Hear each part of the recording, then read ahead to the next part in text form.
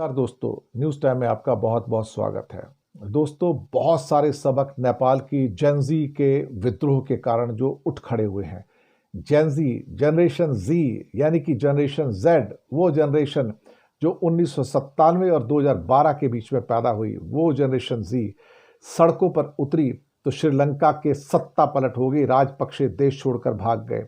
ये जनरेशन जी जब बांग्लादेश के अंदर सड़कों पर उतरी छात्रों के रूप में, तो शेख हसीना का तख्ता पलट हो गया और देश छोड़कर भाग गई। और अब ये जनरेशन जी जेनजीज को कहते हैं, नेपाल में उतरी तो उनके होम मिनिस्टर ने इस्तीफा दे दिया और केपी शर्मा ओली की सत्ता पलटने की बारी बहुत नजदीक आ रही है। करप्शन के अगेंस्ट लड़ रहे हैं, ये तानाशाही के खिलाफ लड़ रहे हैं और जेनजी की आज़ादी के विरोध में जो कोई उतरेगा सड़कों पर उसको विनाश कर दिया जाएगा, ये उनका मैसेज है।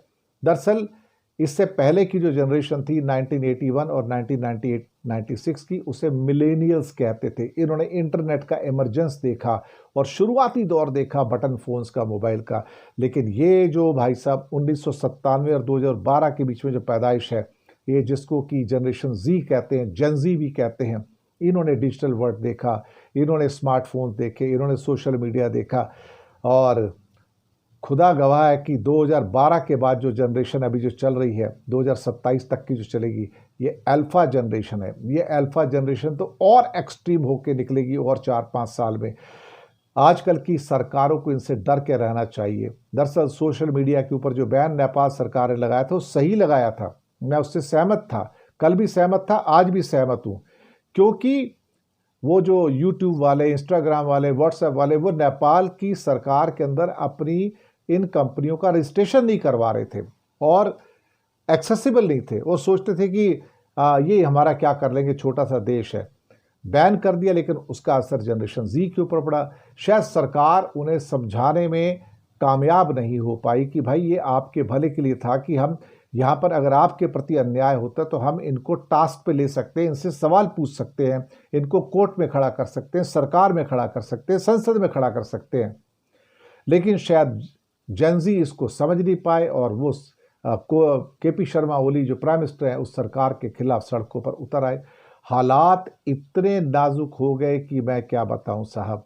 हमें फिर ट्यूनीशिया की जैस्मिन क्रांति की याद आ गई, हमने इजिप्शियन क्रांति की याद आ गई, हमें ईरान की हिजाब क्रांति की याद आ गई और सुप्रीम कोर्ट के आदेश जो नेपाल का था, उसी की वजह से सारे बैनिंग हुए थे। अब जेनजी कहती है कि ओली को सत्ता में रहने का अधिकार नहीं है, वो करप्ट हैं और वो साथ में तानाशाह हैं, उन्हें जाना होगा। 20 लोगों की मौत हो गई, 250 से ज़्यादा घायल हुए। लाखों युवा जेनजी के लोग जब सड़कों पे आए तो मुझे लगता है कि नेपाल सरकार की चूल्हे हिल गई, वो कांपना शुरू हो गई। आर्मी को नीचे उतार दिया, लेकिन आर्मी भी क्या करेगी, गोलीबारी कर सकती है ना।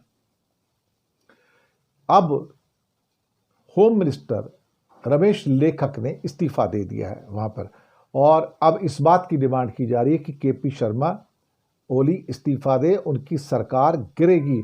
और तो और पुष्प कमल दहल प्रचंड ने भी इस्तीफा मांग लिया उनका कि तुम इन युवाओं के विरोध को डील नहीं कर पाए।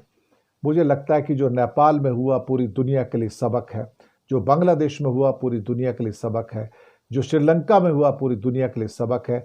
जेनजी जब उठेंगे तो सुनामी बन के उठेंगे, तूफान बन के उठेंगे।